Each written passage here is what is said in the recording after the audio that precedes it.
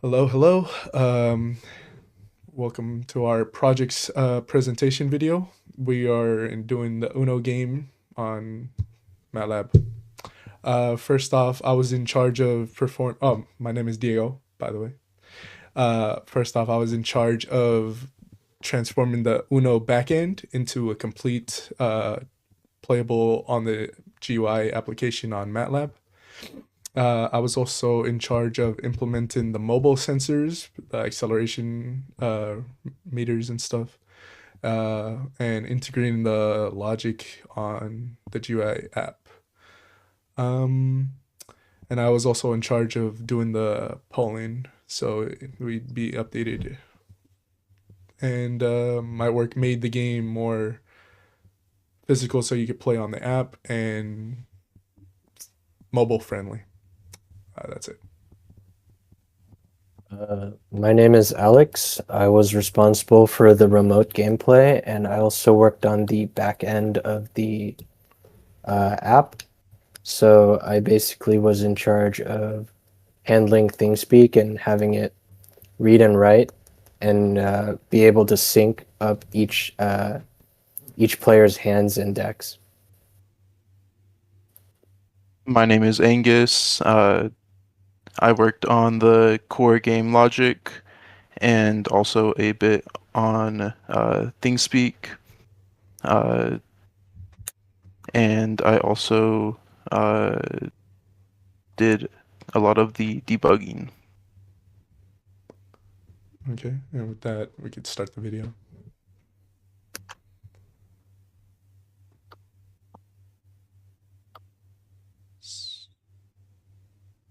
So here in the gameplay, Angus was player one, I was player two on another screen, and Angus will explain his movements and stuff like that. Yep.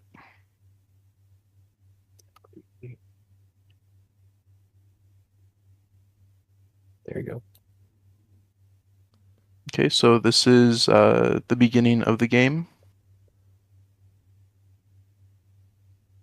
And here you can see me holding up my phone and tilting it to select a card that I was going to play.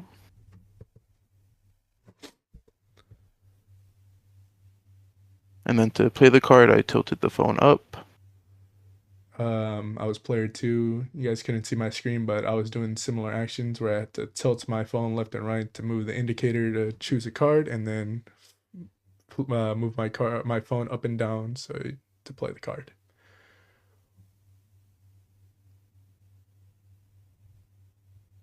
And then here I am doing similar actions as before, tilting to select the card, and then tilting the phone towards me to play it.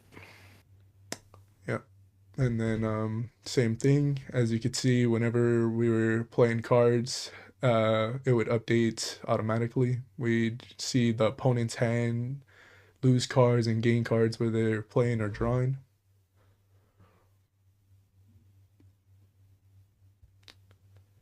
Right here, just playing more cards.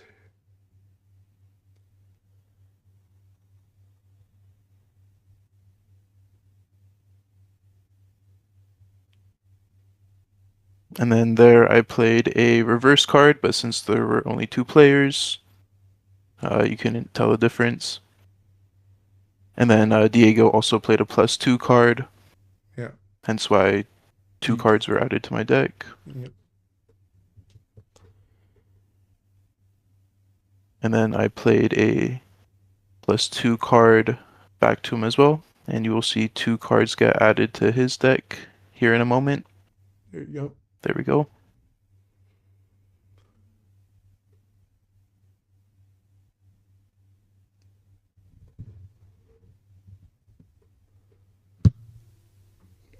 Right here, I spent a good minute thinking what I should play. Very, very strategic type of game.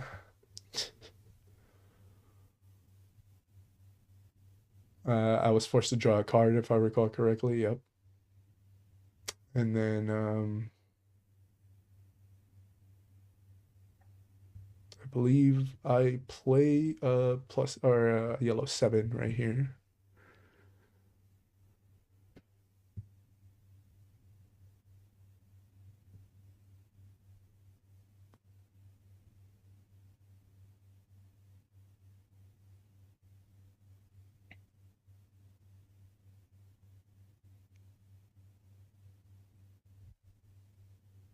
As you can see, it wasn't his turn, so he gave him a error message or a prompt message to not play.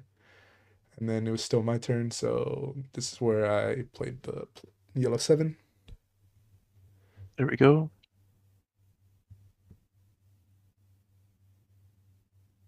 He decides to plus 4 me.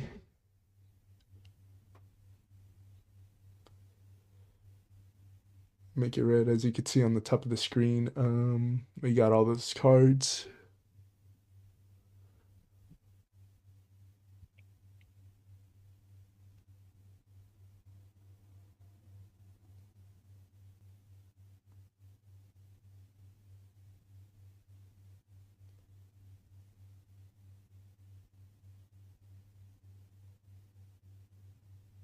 I place yellow red 1. Then I play a red 5, I believe. Yep, there we go. We continue the reds.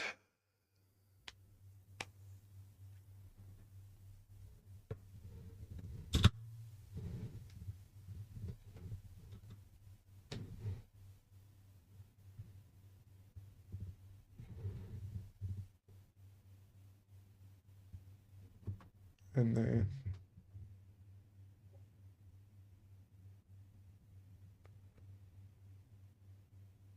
Okay, and then you see here, I don't have any blue cards, and so I need to draw a card, and I do that by shaking my phone. I get a wild card.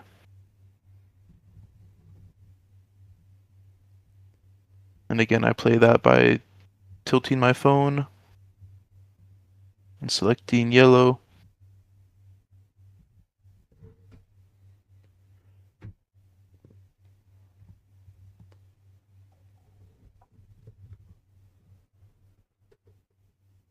I play a 7 yellow and